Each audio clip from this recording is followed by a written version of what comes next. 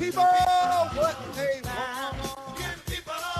The Cowboys mounted a miraculous comeback. The Patriots and the Seahawks once again come down to the 1-yard line. But we start in the bubble with the NBA, where Anthony Davis gets the ball from the inbound pass from Rondo, rises up from three to give the Lakers a 2-0 lead over the Nuggets. Jalen, what did you think of this final play?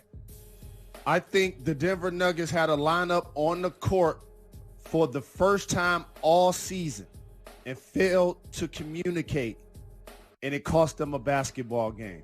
You strictly have Plumlee in the game to stick to Anthony Davis's hip and not give him that much space to get a shot off. Also, if you're the Lakers, hindsight is always 20/20. And if Anthony Davis misses that shot, we're criticizing Vogel. We're criticizing LeBron because LeBron really wasn't scoring since the first half. AD scored all of the Lakers' points basically down the stretch, and so did Joker. And so it was an amazing shot for a young player who now gets a chance to play on the biggest stage. This is why he joined LeBron James in LA, to put himself in position to be a champion. They're going to win it this year, so now we always might as well just get our storylines ready. Well, I'm glad you brought up the Joker's performance at the end of that game because I want to say a couple things about that defense. Number one, Plumlee clearly expected a switch to happen with Grant if they set a screen, but Grant was like, bro, there was no screen set, so why don't you just cover your man? But Jokic actually came out and got a really good contest on that three. And as you mentioned, Jokic was absolutely excellent in the fourth quarter, especially down the stretch. There was that one possession, which I know that you saw, where he just backed into Davis, and took a little Jacoby-ish, little like a right hand. This one right here. Just look at that. He's just backing into him, turning into a little baby look at the rim, which would have won them the game had Anthony Davis not made that shot. But he did. And here we are with the Lakers with a commanding 2-0 lead over the Nuggets. You mentioned LeBron James, who was so good in the first half, but kind of disappeared in the second half. What happened there? The Nuggets did a great job of defending them. And when you're in your 17th year, Jacoby, I'm noticing that LeBron picks and chooses his spot. Either it's a quarter, either it's a half, either it's a handful of minutes. He understands what the Lakers need when they need it, and he's able to turn it on, in particular scoring the basketball. But he also knows Anthony Davis is going to have to be the difference maker. When the Lakers win the championship this year, he's going to be the finals MVP, Anthony Davis. Well, let's not get ahead of ourselves. We do have some video that we need to break down in detail. It's time to go to the table.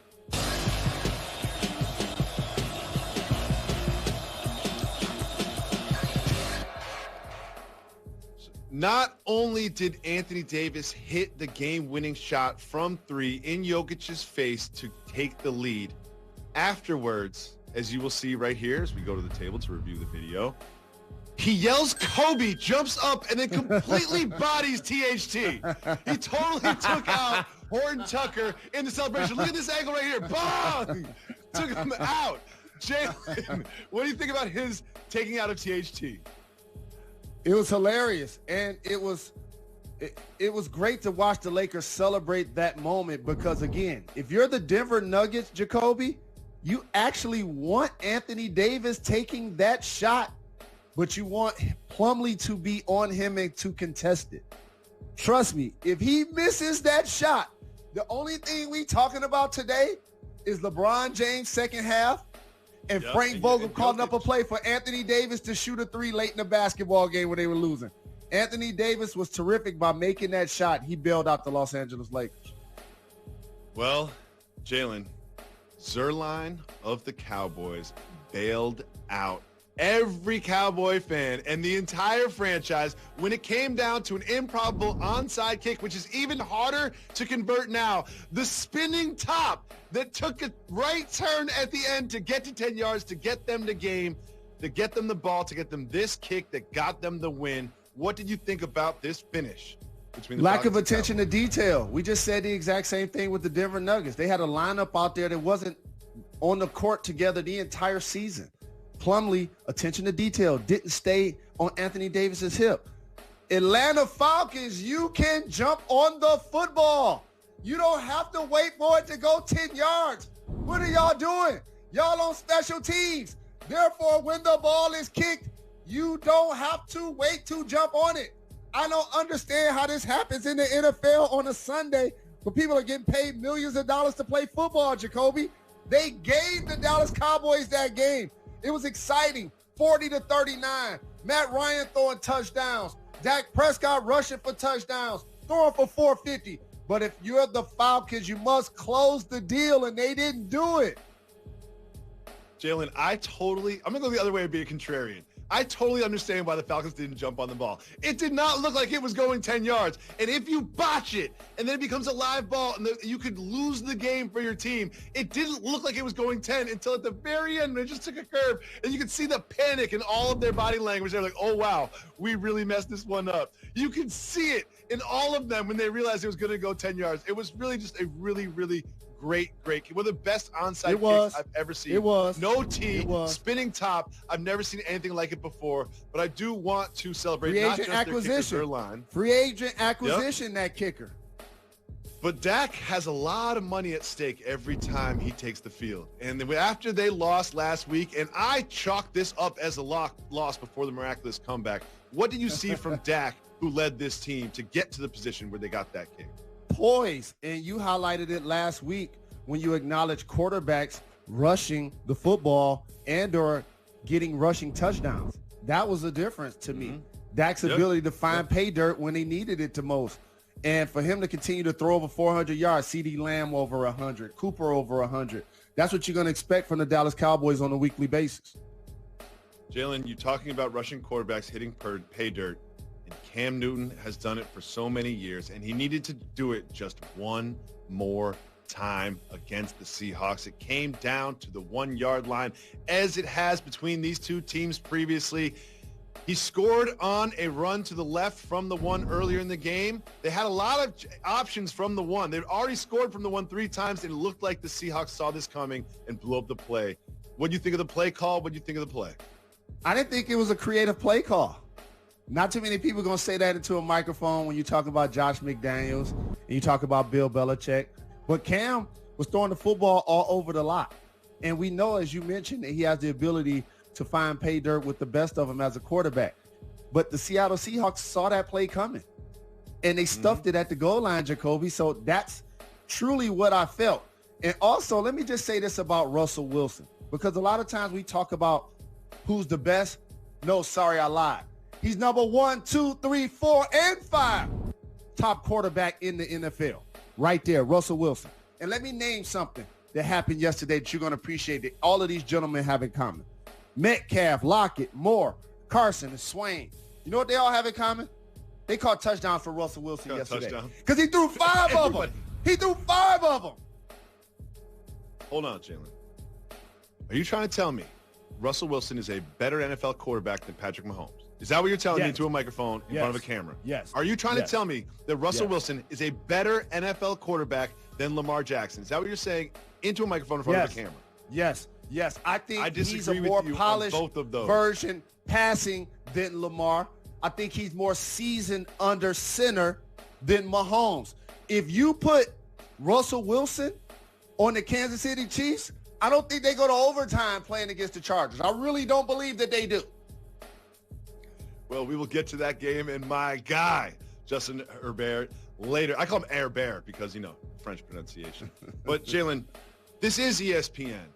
But every Monday, this is also going to be the Cardinals News Network. Because you say that you're such a diehard Lions fan, but the Lions are so bad that we both adopted the Cardinals this year. And you want to know the reason why? Because of play like this from Kyler Murray. Look at Murray go. What did you see from the second-year quarterback? All I see every time Kyler Murray slings the football is, why didn't the Lions draft Tua? I swear, that's all I see. Not about the Lions. Cardinals News Network. Correct. We're going to own, as a national television show, giving love to the Cardinals, because everybody going to talk about the Cowboys. Everybody going to talk about Aaron Rodgers. Everybody going to talk about the Steelers. Everybody going to talk about the Patriots. But that's our squad. And our guy, DeAndre Hopkins, you know what he did yesterday? He caught 8 more footballs, Jacoby. He caught 8 more footballs. And he caught a touchdown. 14-8. That's 22, which means he's averaging 11 catches per game so far this year. 11 catches per game.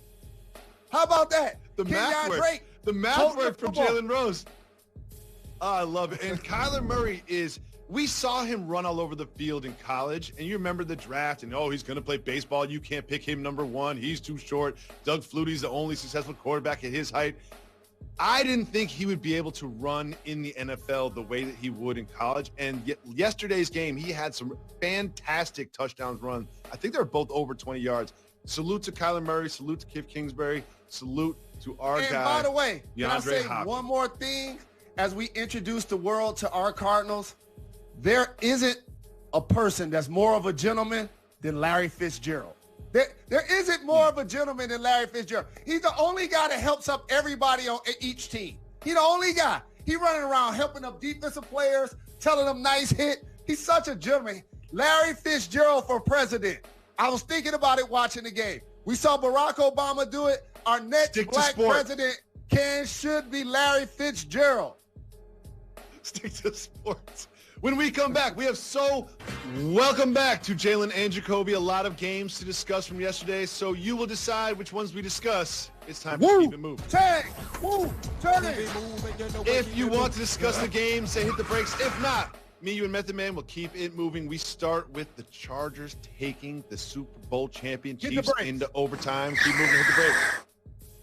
Tyrod Taylor had a mysterious chest injury, which forced my new guy, Justin Herbert, who I'm calling Air Bear because he's not a Herb or a Bert, and he played great.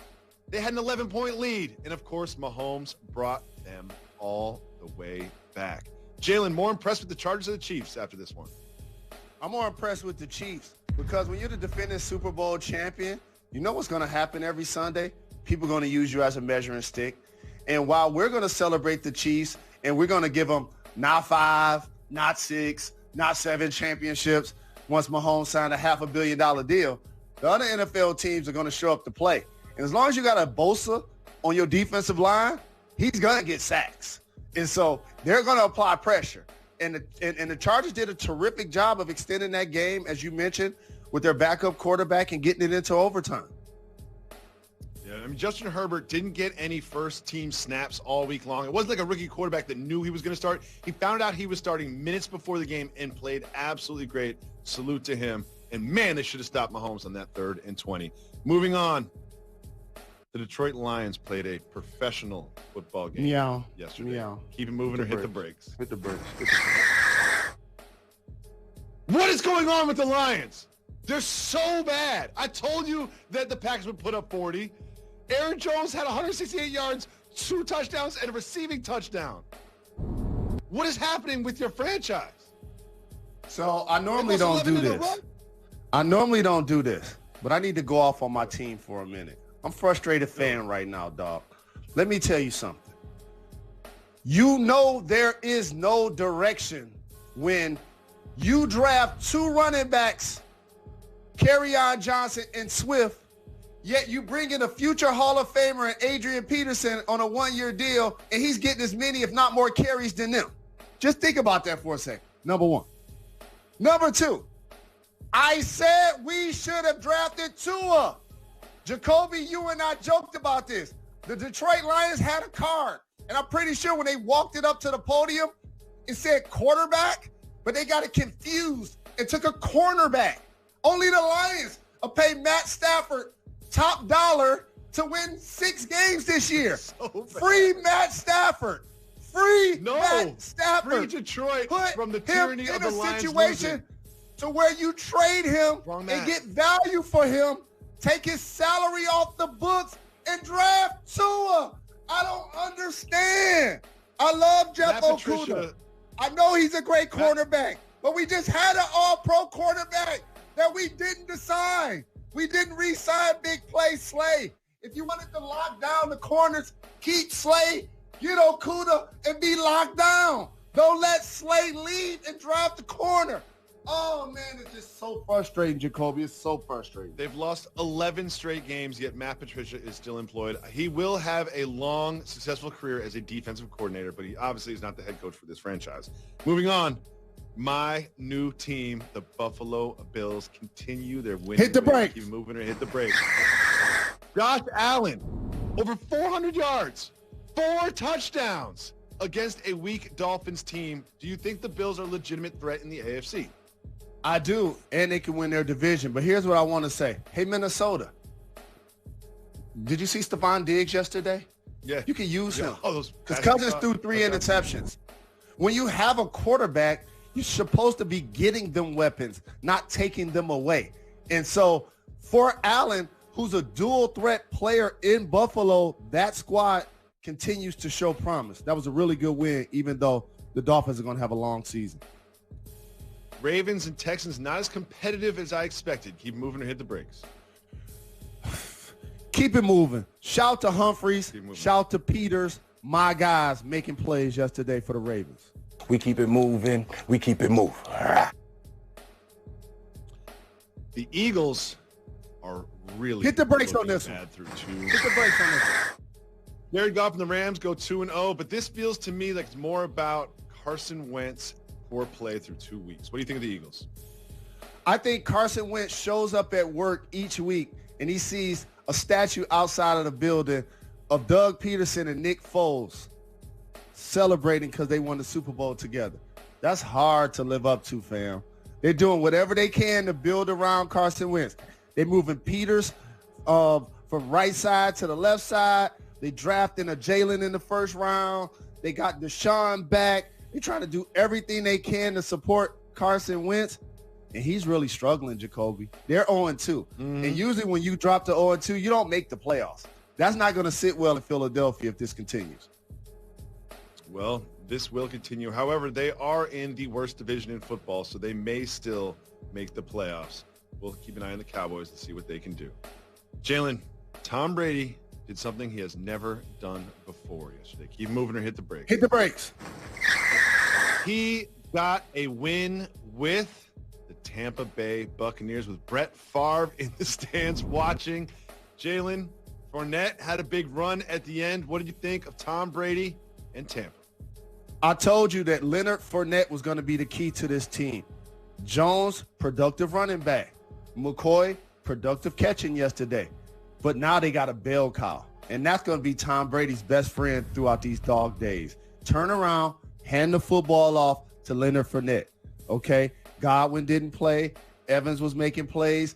Hand the football off to Fournette during the regular season. He had 2 touchdowns yesterday. He's going to be Tom Brady's best friend. Tom Brady got his first win with the Buccaneers. Patriots, Seahawks goes down to the last second. Miraculous comeback from the Cowboys, but none of those were the most impactful thing that happened this NFL weekend. We'll tell you what that is. Welcome back to Jalen and Jacoby. Jalen, we had such a fantastic weekend of action in the NFL, but it did come at a cost. In week 2 alone, we lost a long list of star players to injury. Jalen, do you think this is a function of no preseason games, shortened training camp, or is it just bad luck? No, football is a physical sport, and each season this happens, Jacoby. It's just that when they're notable running backs on their rookie deals that are 3-down bell cows like Saquon Barkley, who's out for the year with a torn ACL, and Christian McCaffrey out several weeks with an ankle injury, that's what makes you look at the fortunes of their teams and be like, basically their seasons are over. So like after 2 weeks, you lose an important player like that, and all of a sudden it seems like their goals, their opportunity to achieve their goals will not happen without those 2 guys being healthy for the season and or for several weeks in McCaffrey's case. And the 49ers were absolutely decimated yesterday in their games, and losing Garoppolo and Bosa and others. It's just been such a bad day of injuries. So hard to see. And not only do I wish all of those players healthy, speedy recovery, but also I wish their fantasy owners condolences as well. I know I picked Saquon Barkley first, and now I'm in trouble. Jalen, you have a special message to finish the show today. What is that? Rest in peace to Mary Bell Hicks. My family lost Grammy at 103 years of age. I just want to celebrate her legacy. She did a terrific job of being the leader and the matriarch of our family, and we're forever grateful that she was our leader heaven garnered an angel, literally Jacoby, and my grandmother. Jalen, this is not just a show, but it's also a family. So on behalf of myself and the entire staff of Jalen and Jacoby, we wish you and your family condolences, thoughts, and prayers. We'll be back tomorrow on ESPN at 2.